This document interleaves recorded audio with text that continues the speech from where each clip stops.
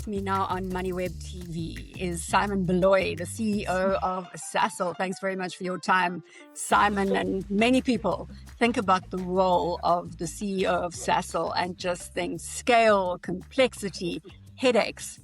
Perhaps you can tell me what has most shaped your journey to this point. Thank you very much, Bronwyn, for the invite. Yes, indeed. People reflect on a role such as this and look at the scale and complexity. But for me, it's always about the small beginnings. It's all about how you are shaped as a leader. I grew up, not far from where I am now in Johannesburg, in Pretoria, Hammanskraal.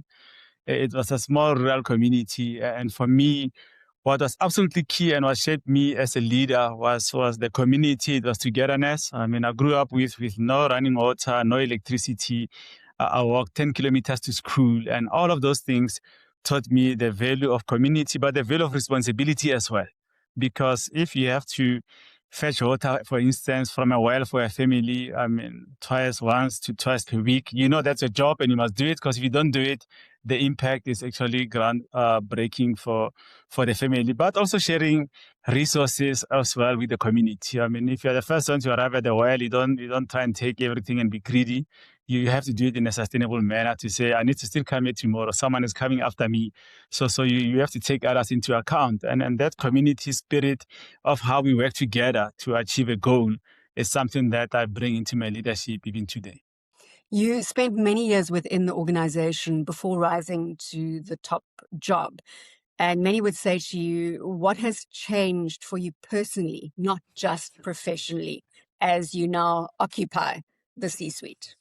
I think the biggest change is what I attempt to almost have an approach where you have to be, what I term a consummate insider, but you have to bring an outsider approach. So the knowledge of Sasol, how the organization is put up, was indeed very necessary, but for me, that was not sufficient to allow us to succeed. So for me, the biggest change was to make sure that I have to almost suspend my judgment in terms of what I knew about the organization and ask myself the critical question. If someone is looking at this thing absolutely from scratch, what will they see? What cards will they have to play to make this organization succeed? So the biggest change was to make sure that as much as I am an insider, I have to bring a completely, outsider approach to how we're going to solve the challenges in front of us, and also, take the opportunities that actually lies and awaits us all. Simon, Sasol operates under such public scrutiny. And has your role of responsibility changed fundamentally when it comes to the broader community, to your employees, there are many of them, and to the country as a whole? Yeah, thank you for that. Brian, for me, the word that comes to mind is balance. Is how do you balance? Because Sasol is an organization and a company with far wide and far-reaching impact, not just on the employees, but on the country as a whole. At the core of what we do, first of all, is to make sure that we supply, all our valuable products to our customers, and our customers is not just final consumers, it's also other organizations.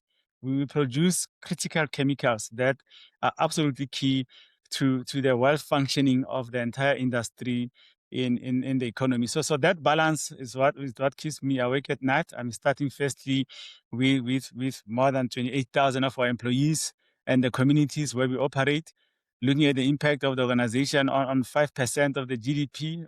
With 500,000 direct and indirect jobs. It's something that, does, keep me awake at night, making sure that we can find that balance in making sure that we fulfill our mandate and responsibilities to all our stakeholders. So it's not just about one particular set of stakeholders, but it's to find the balance in all the stakeholders.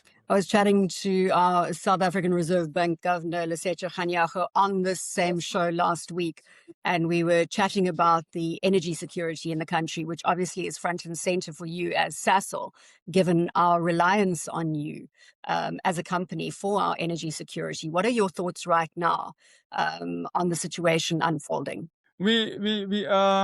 I think, maybe once again, humbled and privileged to once again continue playing our role to ensure that the country's energy security is robust. I mean, we operate 2 of the 3 refineries left in the country. I mean, the others have closed. Only our refinery in Natref. Then you've got the Astron refinery in Cape Town. Then you've got our refineries in Secunda. I mean, those are the only ones left. Sasol, as a company, produces a third of the country's liquid fuels. I mean, we use around 28 to 30 billion liters. Sasol produces 10 billion liters, and that puts us right in the center of the energy security, to make sure that in times like this, when security of supply is being questioned, that Sasol can continue to keep our economy ticking. So that's absolutely key. I think that energy security role is being re-emphasized, and again, it talks to the balance that I just spoke to earlier, that we have to make sure we play our role and play it very well. Who are the leaders, Simon, either inside the business or outside the business, that have shaped your leadership style in some way? For me, it started early on. I mean, I think it's at home. I think it's the absolute commitment of my parents. I mean, we grew up with absolutely nothing, but my mother, I mean, always, and she is even today, always community first, thinking about others before herself. I mean, that's something that shaped me in terms of how I am as a person. My father, who is late now, I mean, he passed away around 2017, who made sure, I mean, he was a driver. I mean, that was his job. He was a driver earning $100 to $150 per week. He was paid weekly. And he had to make sure that we survive. He was absolutely committed to what he does. He was an honest man. And all those qualities built me into leadership. At the simplest of all that it is about caring about the small things, making sure that that is done well. And outside that, I mean, Nelson Mandela, for me, in 1994, I was just completed my matric, and his impression on myself as a leader was extraordinary. I mean, even today, when I wrap my mind around what he went through, and then when he came out in terms of the vision that he held for all of us. I mean, today we'll be talking about endless possibilities for a country. We just did multiple elections. We just even went through a GNU.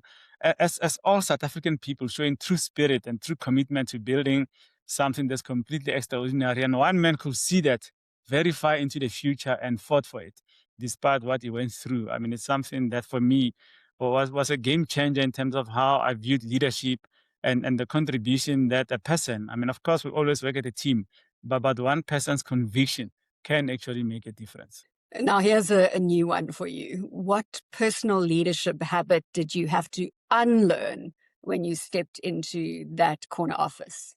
Yeah, that's a funny one. I mean, you quickly learn that just because you are the CEO, you're actually not in control. So so you learn that very, very quickly, and that you're not just gonna say stuff and then it happens, because an organization has systems, it's got procedures, it's got policies, and it's got a life of its own, which means in order to move it and change it, you also just need to be in tune with it, and you need deep understanding. So for me, well, what I had to unlearn and learn very quickly is just make sure, because your words can also be seen as final. So just keep your thoughts to yourself. I mean, listen more and make sure that when you speak with clarity, you give direction. Because if you're thinking aloud and you keep on saying things, I mean, people leave that meeting and said, someone says this, and then you can send the organization into absolute chaos. So that for me was and still continues to be absolutely a fundamental lessons that every leader must learn, that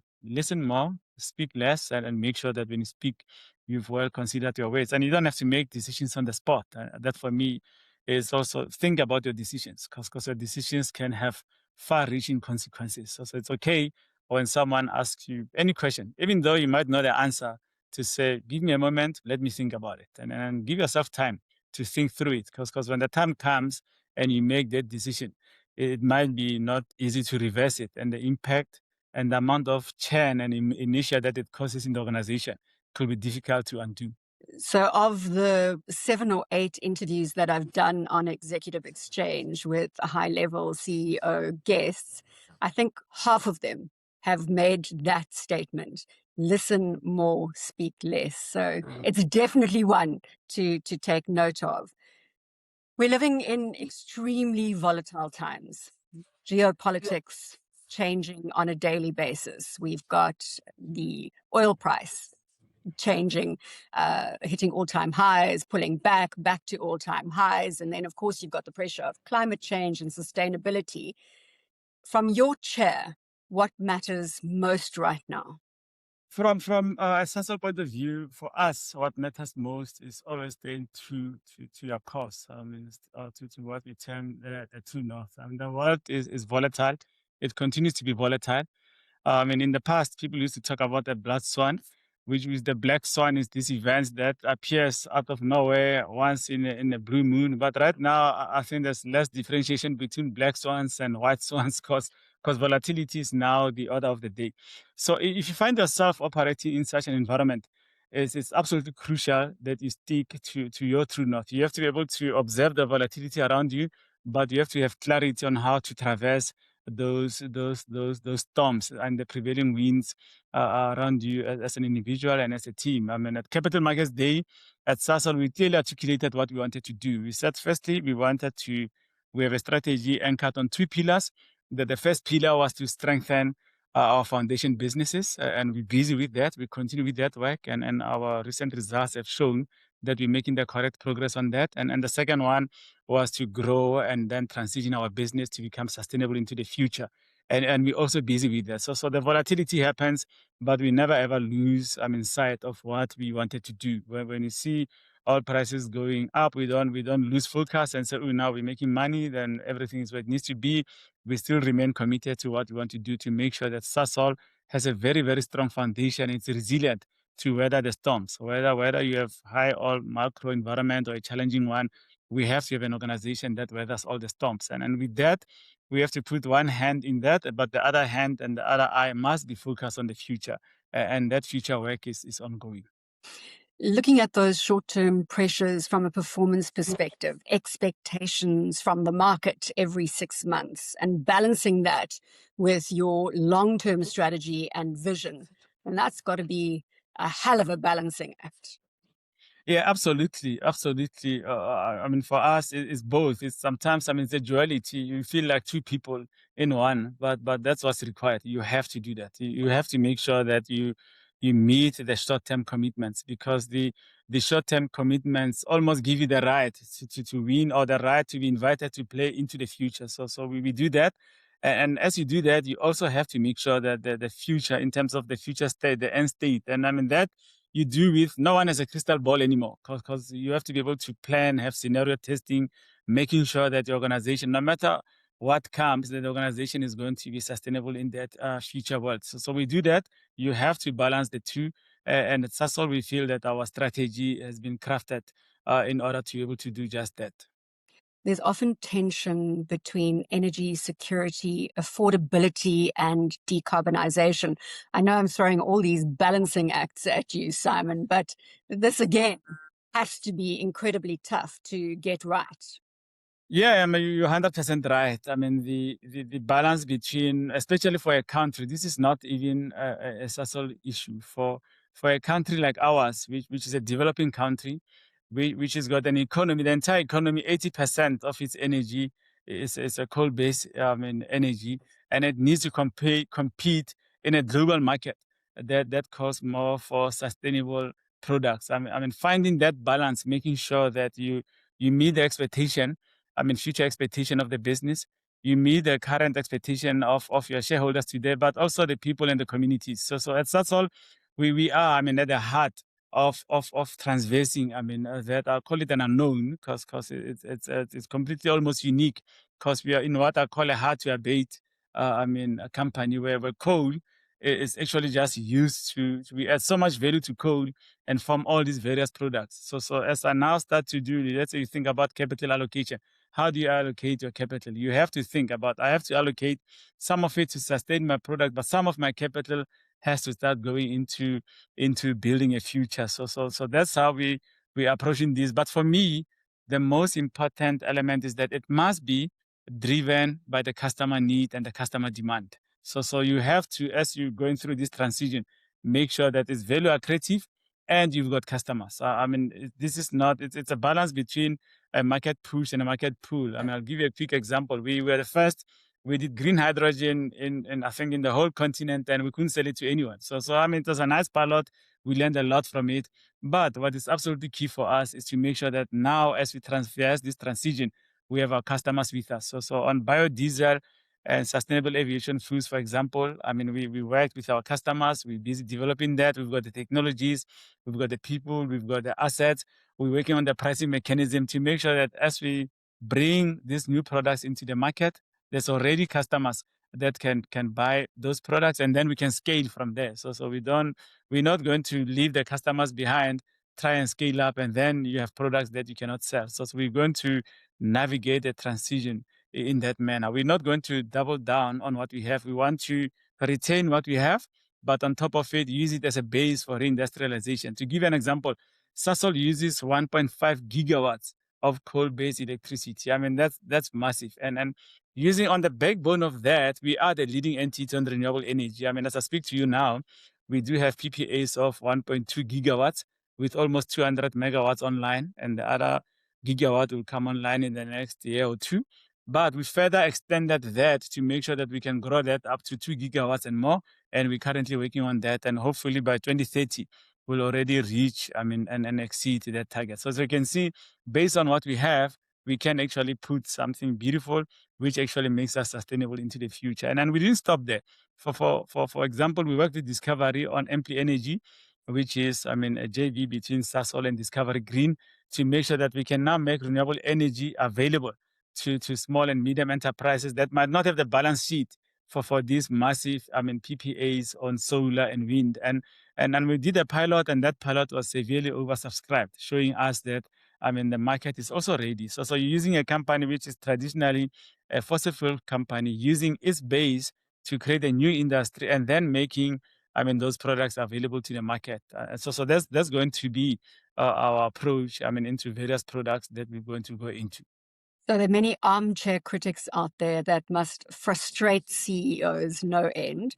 There's some that say that traditional energy companies are not transforming quickly enough. Others are saying that they are transforming too quickly. Where on the spectrum does Sasol sit, in your opinion? Yeah, we listen. I mean, I think there's always, I mean, value from the armchair critics, because for me, I mean, they are the conscious of society. They remind all of us that what we have today will actually not remain forever. However, what our role is and where Sasol sits is the transition has to be value accretive. The transition has to balance the energy security needs. The transition has to be just. And just doesn't mean you stop what you do and we all go and do something new. It means we in a just and orderly way, we transition not the companies, but our people as well. Because what we don't want to do is to shut down what we have and send millions of South Africans back into poverty. We must learn from other countries who are in our state. I mean, and I'll use China as an example. That uses a massive fossil fuel base to build an incredible and unmatched renewable energy portfolio that then allows them to compete globally with others. I mean, that is Sasol's approach. It has to be in lockstep with customers. It has to be value accretive, and it has to balance the needs of our people, our communities, and the planet, and the shareholders, which means all stakeholders has to be taken into account. Finally, on the transition strategy, what do you believe is the one misconception around Sasol's transformation strategy, and that you would like to perhaps readdress with the business audience today? Yeah, I think a common misconception. People always quote our emission number, not realizing that if you actually look at where that number comes from. I mean, the Secunda facility is the largest of its kind. I mean, you actually never find a facility where you have a infrastructure built on more than 12 to 13 rugby fields or football fields. I mean, there's nothing that impressive. And that facility is really a testament to the ingenuity of our people, to the incredible strength, technical strength of this country, and what we can do to almost do the impossible. So for me, what we really want to correct is when you look at Sasol, that is a basis to build something even much more, I mean, better than what we have today. And we're going to do that. And that is why our mantra or our narrative is not to shut down what we have, but is to actually, on top of it, And renewable energy is actually one example of what we can do when we use what we have and build on top of it to make sure that we can become relevant, not just today, but transition this company into the future as well. But not just the company. For me, what is absolutely key is that the company must transition, the people must transition, and the country must transition. No one must be left behind. And then that is our approach. That's what we're going to continue on that journey with everyone. Simon, what's the hardest leadership conversation you've had when you look back on your journey, and how did it impact you? Yeah, that's a that's a difficult one. But I think for me, when we started to be clear, I think, I mean, not just only with our people, but with everyone, that we don't have any intentions, I mean, to shut down our operations, but to transition them in a just and responsible way. Because I think before that, there could have been expectation that, "Ooh, you're gonna use less coal, you're gonna slowly shut down Secunda," and we said, no, we're not going to do that. We're going to transition this organization, and it's to bring everyone. And we really like the energy that we have in the organization. We unleashing creativity like we've never seen before, where all our people, I mean, just from the artisan, I mean, who's on the shop floor, to the miner who's underground, who now are coming into Sasol every day saying we're building something incredible together. So that for me was hard but exciting at the same time as well, because you are almost going against the norm at that time, and we had to do it. And we believe that this is a journey that many other people and companies that find themselves in such a situation, I mean, can look in and learn from and adopt how they want to face and approach their transition strategies. So many leaders talk about resilience. What does resilience mean to you? For me, resilience means, I mean, no matter the circumstances, no matter what you face, you have to make sure that you stay true to yourself, you stay true to your goals. You have to always adapt to the environment around you, but you have to be unwavering in your focus for what you want to achieve. When you look at high stakes businesses out there, what do you believe is the one mistake that CEOs potentially continue to make? Is the big mistakes that CEOs can make is to be short-sighted, is to focus on the now, and not adapt and make sure that you are relevant for the future, because business survival is not mandatory, it's actually optional. So in order for a business to thrive and survive into the future, you have to make sure that you balance both the short-term needs of the organization with the long-term growth and transformational aspirations. If you had the opportunity to guide the future CEO of Sasol, what would you say to him or her?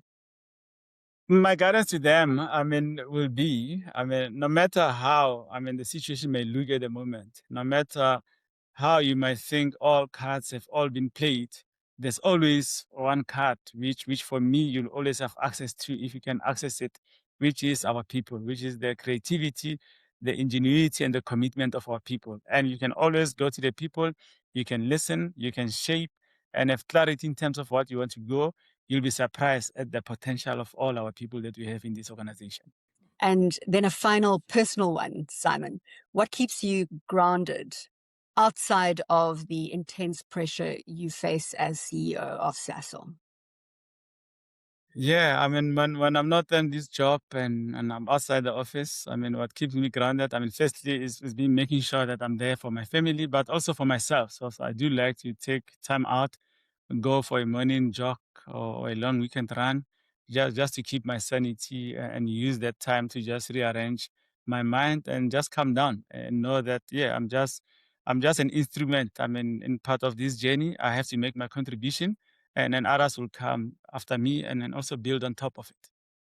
Simon Baloyi is the CEO of Sasol, joining us here on Moneyweb TV on the Executive Exchange.